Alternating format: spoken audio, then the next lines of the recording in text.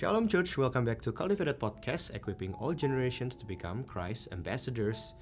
Apa kabarnya kalian semua? Senang banget hari ini aku Rafael Satria bisa temenin kalian di podcast hari ini.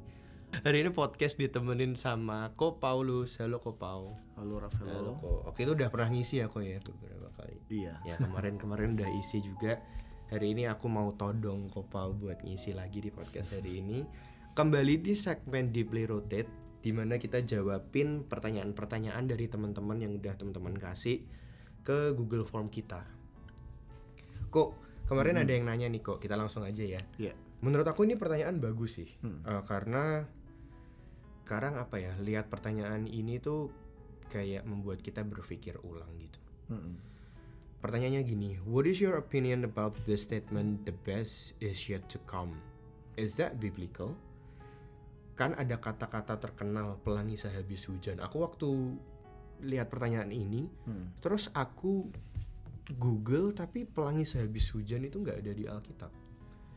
Terus, nah tapi kalau benar, kita tahu Paulus matinya dipenggal, Petrus disalib terbalik, dan kita tahu juga ada beberapa rasul-rasul Tuhan. Yohanes itu kan digoreng di dalam minyak walaupun nggak sampai mati juga. Cuman maksudnya the best is yet to come, tapi kita tahu banyak hamba-hamba Tuhan yang sorry to say juga kemarin ada yang meninggal gara-gara COVID gitu ya Kok misalnya ya Kok. Terus ada yang bawa-bawa imannya kurang gede.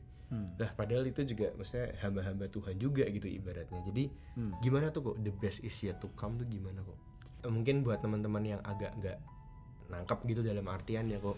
Mungkin the best is yet to come tuh kan sering dipakai orang-orang supaya kayak ayo semangat yuk, kamu bisa yuk. Maksudnya mungkin sekarang kamu lagi struggle, tapi tenang aja, nanti ini kok pasti dengan ketekunan bisnismu berkembang, melesat dan lain-lain gitu misalnya Kok. Jadi kayak jadi semangat motivasi gitu. Ya, walaupun mungkin ya tidak salah juga gitu. Jadi aku punya cerita yang lumayan lucu sih kalau soal ini. Jadi temanku itu dulu suka bilang ke aku, dia tuh sering melihat tulisan bukan zaman dulu sih, a few years ago, you know, you as a Christian you have to wear sunnies. You know why? Because your future is so bright. Waduh. And So I didn't see that coming. and that's okay. On the other hand, ada satu saying yang lumayan awam atau common itu, you know, biasa kalau orang lagi struggle, you know, biasa orang bilang, you know, I'm struggling right now but I can see the light at the end of the tunnel gitu ya. Tapi the cynical side of this is, but make sure that light at the end of the tunnel is not an oncoming train. Jadi ya macam-macam versi gitu. Jadi kalau dengar soal yes the best is yet to come, atau pelangi sehabis hujan, atau silver lining, atau badai pasti berlalu, gitu ya. I think I also don't want to be too.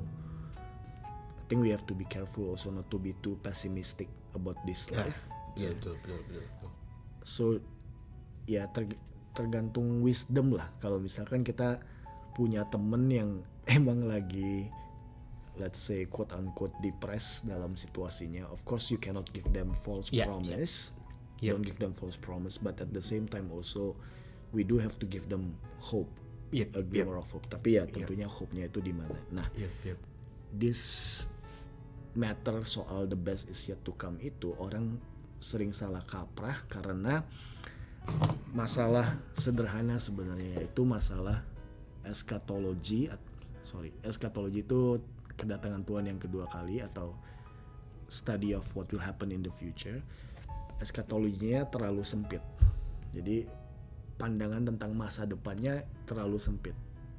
Jadi kalau kita nyinggung soal namanya teologi kemakmuran, prosperity theology gitu ya, tentang soal kehidupan kita akan prosperous, kehidupan kita akan bebas dari sakit penyakit, bebas dari kutuk, that will all happen to us.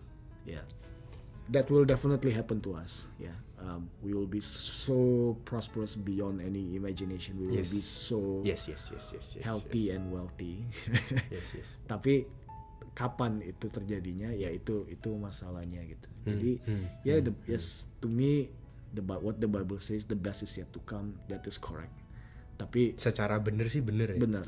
Tapi to come-nya itu kapan? Ya.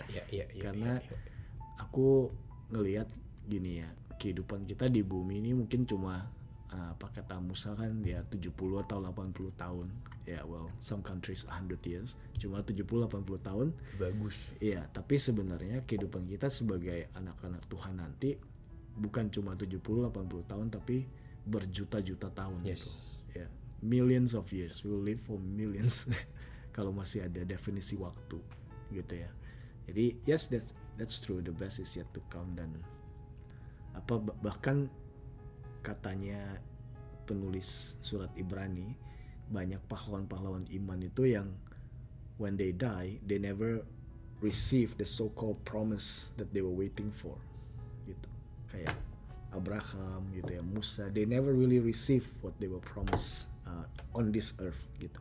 Tapi mata mereka dikatakan selalu tertuju kepada masa depan, to eternity gitu ya.